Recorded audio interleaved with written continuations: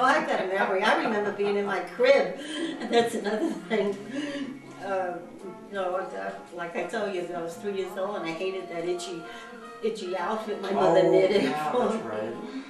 But the thing is, as I said, I can relate to so many things. Okay, so that was like, what I can understand backstage, I can understand theater. Then as I grew up, I've been in the business world. I did some modeling, photographer's model.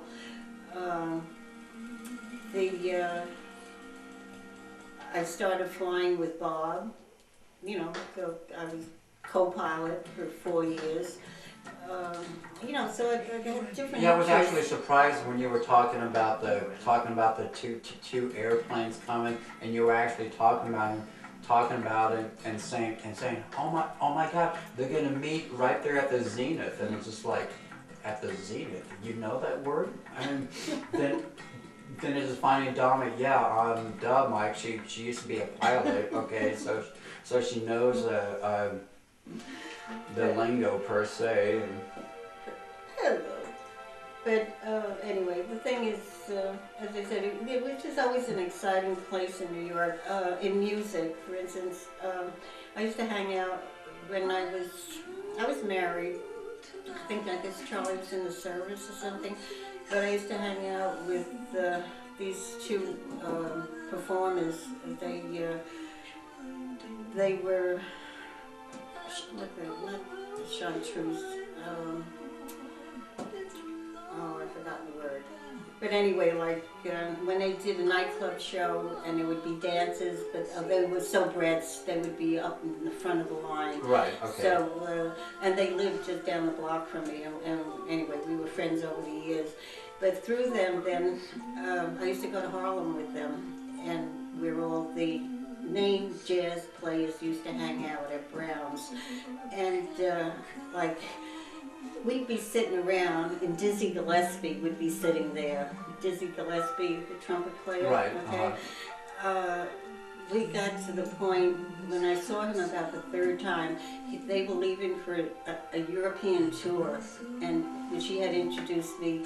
That at the time I was working. I don't know where I was working, but I was working as a secretary someplace, and.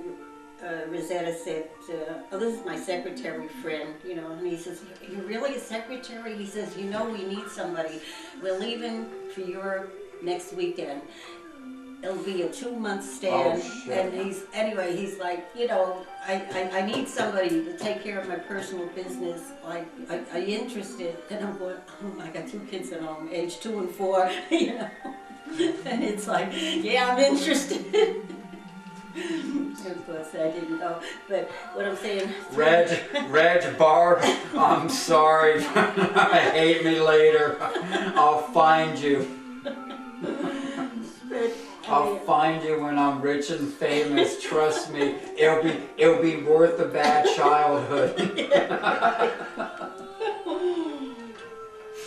When they I was standing at the bar and they introduced me to Coleman Hawkins, another jazz great.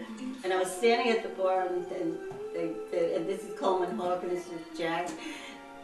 I shook his hand and I went down on my knees. I shook his hand and I said, Coleman Hawkins, and I went cracked him up. But then he was, Your Majesty. Yeah, I couldn't believe it. This is Coleman Hawkins. Coltrane, Sarah Vaughan. I used to go to, they came to Brooklyn. There was a club on Eastern Parkway. Who will say it was like where Big Boys is, Right. from your house. It was that close. It was like only 2-3 blocks away from where we used to live. And it was called the Country Club, and they were booking in really jazz artists. It was a new club, and Sarah Vaughan, who used to be very popular. Anyway, she was a jazz singer, and she was at the country. She was booked into the Country Club, and I had all her records. So naturally, I had to go. So I went like she was there, we'll say 6 nights, and that was it. So I'd go and I'd get a table. If somebody come with me, a girlfriend, fine. If not, I'd just go by myself, sit in the back, you know, just digging the show. And then the last night she was there, I didn't have any money to pay for the cover $5 or something, you know, Right. plus your drink. So I was sitting at the bar. Now at the bar, they pulled the curtain for when the performance would start. Right. But you could hear it, Uh-huh. you know, but you couldn't see it because they pulled the drape across. So I'm sitting there having a drink and just figuring, well, I can afford a couple of beers or whatever I was having. Sarah Vaughan I can at least listen to Yeah, music, you know, I'm kind of sliding in and Sarah Vaughan comes in and she passes me and I kind of like smile a little bit and she says, "Hey, what are you doing out here?" Because I've been sitting out there for Right. 5 nights. So I said, "I can't afford the cover tonight." She said, "Oh, come on, sit at my table." So she picks me up, she grabs my drink, and we go in, sits me down, introduced me. This is, who was it? Wait a minute, I'll think of it in a minute. Coltrane, John Coltrane, just another jazz great. Coltrane is Jacqueline. She's gonna sit here tonight. I gotta go get dressed, and she goes. Anyway, after the show, she comes back. I was wearing a silver bracelet, and a ring. It was called the Falcon, because from the bracelet to the ring was a chain, a silver chain, and I had it made to order. There was a jeweler down in the village that we used to love anyway, and she said, "Oh my God, it was so unique." She loved it. So I took it off and I said, "It's yours." I would give my life if you wish me to, my lord. Anyway, so I've had all these experiences, and anyway, it's just too wild.